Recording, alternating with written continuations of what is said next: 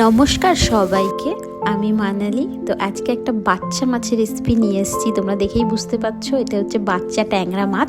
তো হ্যাঁ, যেটা ছোট ছোট মাছগুলোকে আমি বাচ্চা মাছই বলি। তো এটা হচ্ছে বাচ্চা মাছ, বেশ বড় বড়ই ছিল, পেটে ডিমও ছিল। তো প্রথমে আমি নুন হলুদ আর তেল দিয়ে মাখিয়ে নিই।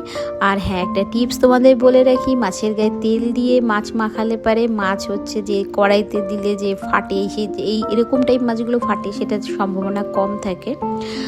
তো প্রথমে কড়াইটা গরম করে আমি তেল দিয়ে নিলাম। আর এটা ভীষণ সিম্পল ওয়েতে আমি আজকে বানাবো।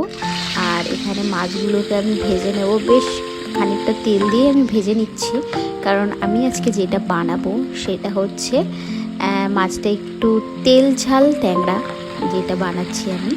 তো এখানে মাছগুলো একদিক ভাজা হয়ে গেছে, তো আর একদিকে উল্টে নিলাম। আর এই দেখো মাছগুলো বেশ ভালোই ভাজা হয়ে গেছে। আর এবারে আমি সেই তেলের মধ্যে দিয়ে দিলাম কালো জিরে। তো কালো জিরেটা ভালো করে গরম হলে, আর সাইডে আমি এখানে মিক্সি করে নেব। মশলার জন্য আমি নিয়েছি পেঁয়াজ, আর এখানে নিয়েছি আদা রসুন গোটা জিরে আর গোটা ধনে আর কাঁচা লঙ্কা।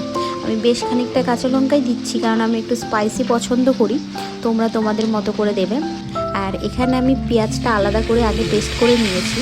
তো এখানে কালো জিরে আর তেলের উপরে আমি পেঁয়াজটা দিলাম, দিয়ে আমি ভালো করে পেঁয়াজটাকে নাড়াচাড়া করে নেবো। একটুখানি যখন হালকা কুক হবে, তারপর আমি বাকি মশলাটা দেব।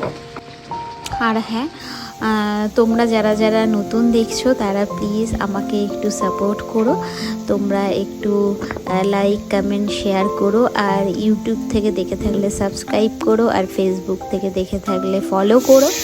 আমার ইউটিউবে নাম আছে মানালি বৈরাগী ব্লগ, আর ফেসবুকে আছে মানালি বৈরাগী। তো তোমরা একটু সাপোর্ট করো। তোমাদের সাপোর্ট আর সহযোগিতা পেলেই মন চাই যে না আরও ভালো ভালো রেসিপি করি। তো চলো, অনেক কথা বলে নিলাম, তোমরা বিরক্তি হচ্ছ রান্না না করে, এত কেন কথা বলছো, রান্না দেখছি আমরা। যাই হোক, সো এখন আমি সাইডে আমি একটা অন্য কিছু রান্না করছিলাম।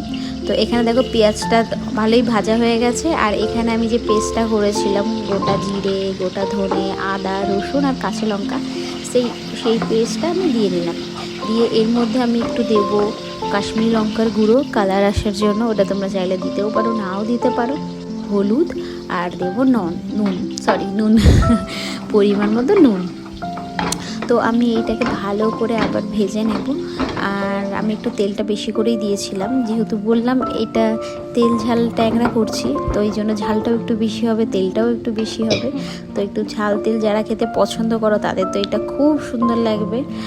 আর এখানে আমি এবারে জল গরম বসিয়ে দিয়েছি, কারণ মশলাটা আমার হয়ে গেছে। তো তোমাদেরকে আমি আগেও বলেছি আমি উষ্ণ জলটা সব কিছুতে দিই, ঠান্ডা জল ব্যবহার করি না, তোমরাও করবে। তো এখানে আমি এবারে মাছগুলোকে দেব যখন তোমার ঝোলটা ফুটবে।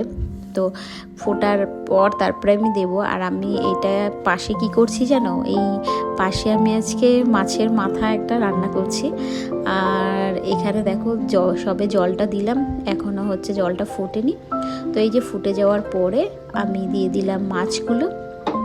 আর এই মাছগুলো খেতে যে কি ভালো খেতে, আমি অনেক দিন পর খেলাম। ছোটোবেলায় বাড়িতে খেতাম, মানে বাড়িতে বলতে যখন বাবার মানে মাছের ব্যবসা ছিল, তখন বাবা যখন আনতো তখন খেতাম।